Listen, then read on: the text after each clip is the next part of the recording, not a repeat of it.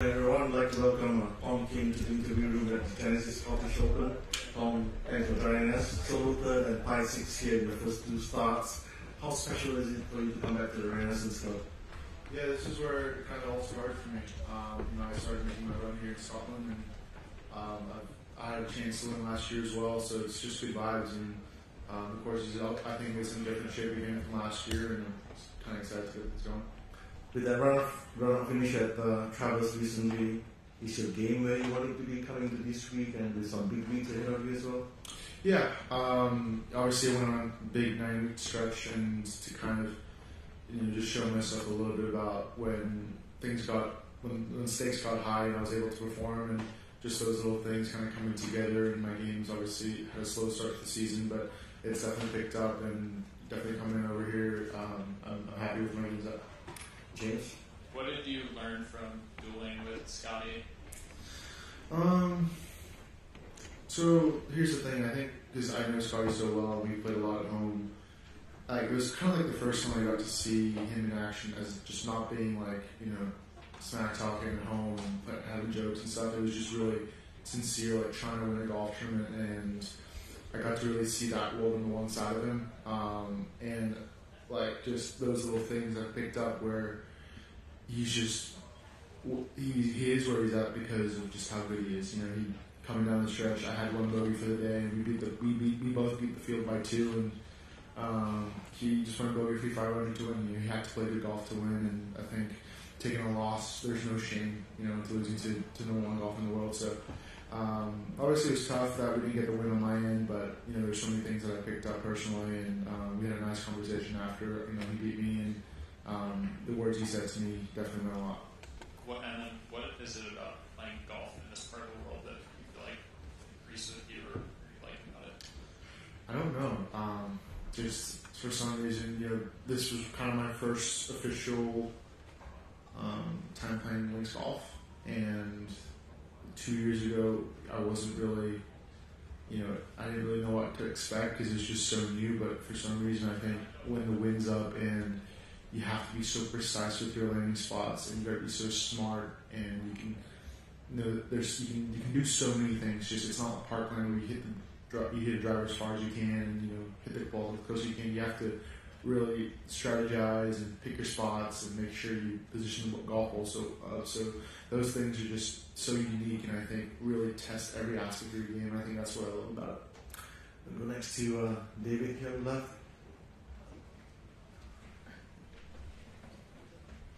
Tom, when you see conditions like this, do you have to change your whole sort of approach to the game? And is it still a bit of a culture shock coming from something that's manicured to something very different? Yeah, there's certain adjustments that you need to make for sure.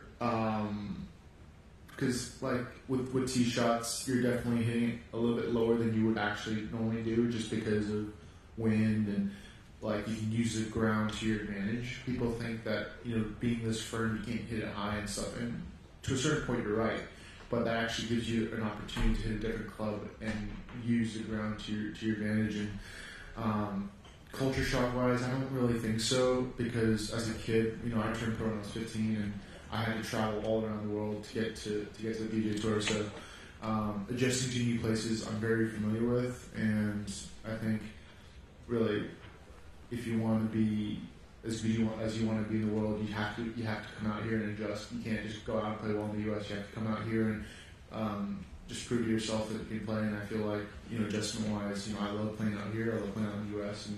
And I think adjustment-wise, I think it's really cool. Just to follow, do you feel you're somebody who plays his best golf when the conditions are challenging? For sure, because I think again, it's just skill asset wise.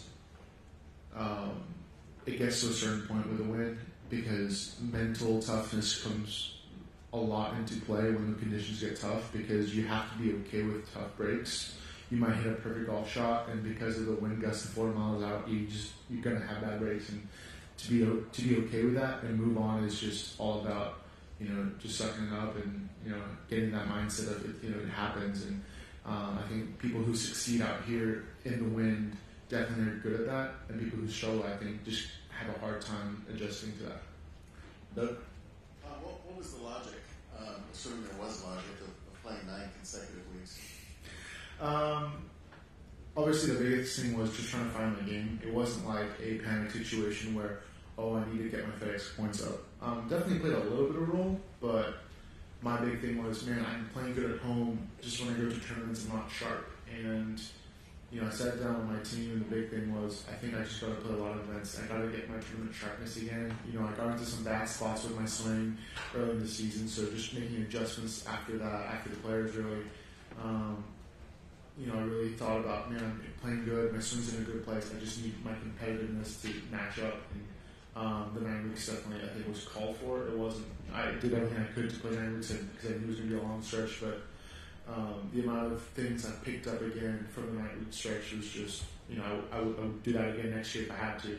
And it was just, definitely wasn't a panic, it was meant to be, and it was the right call. There's a difference. I guess I was thinking about this as Lucas just went by. He was talking about a difference of needing to play yourself out of a rut by practicing or playing, and there's a difference. Have you found there to be a difference between being at home grinding as opposed to working it out? For sure. I think both are really important, but I think, to be honest, tournament golf is way more important than grinding at home. That's definitely something I picked up in the last few years, where before I thought, you grind at home, and certain people will definitely disagree with me, but for me personally, I just feel like if I'm sharp competitively, then I can just really focus on the things I need to do at home and come out here and play again, because there's so many variants that comes in tournament golf, like wind and lies and pins, and you just can't create that at home. And there's the pressure, like no matter how much you play at home, you play money games, it's just tournament golf is just very different. And I think that's the big thing why I went on that end stretch, was because I wanted my tournament golf to get sharper. No, I needed a week at home. Did I left you, Martin? Tom, I spotted something on social media this morning about you being on an invitation this week rather than in the field under your own steam, so to speak. Can you tell us how that came about? Yeah, obviously there was a mix-up on my team's end. I just with deadlines and stuff with 2 tours, it sometimes gets confusing, and I only found out about it really the day before, and I got a call from my team saying, hey, we messed up on our end, and we're not trying to do anything weird, but it's just, we messed up. But, obviously, I love coming out here. I would never do anything remotely weird to just flirt with the tournaments, and it was just a complete mistake on the people who, helped me play offense. Obviously not an event you wanted to miss, clearly. Definitely not. No, I don't. This is one of the events that I circle at the start of the year, and I know I'm going to play, so definitely I would not try and do that on purpose. Louis? when you were talking about your friendship with Scotty, you said about the way he laughs and jokes at home, did being a friend of his make you more light-hearted about your own golf, less serious perhaps, or not? Could you be more specific, like about my golf? No, just mentally, because you'd had a hard time coming over to start with. You found it a bit tough in America, and then you met this light-hearted friend who was also good at golf. And what did it tell you? Definitely adjusting early on, like last year, because it was my really officially full season I got to play. Definitely having someone, because he was world number 1 already and had all these wins and all these experiences. I was just kind of starting out, so definitely someone who I could actually go to advice for was really big, and who was actually really sincere. Has helped me even to this day. If I have something really sincerely to talk about, I can just go to him and talk to him about it. So to have a friend like that, who always is in the spotlight all the time, I can definitely pick up a lot of things, and obviously he's very nice enough to answer those questions. So definitely helps a lot, I think. And it's not just me. He's that type of guy who wants to help a lot of the young guys out here, and if they go out and ask him, there's no ego at all, and he's taking his time and answering those questions.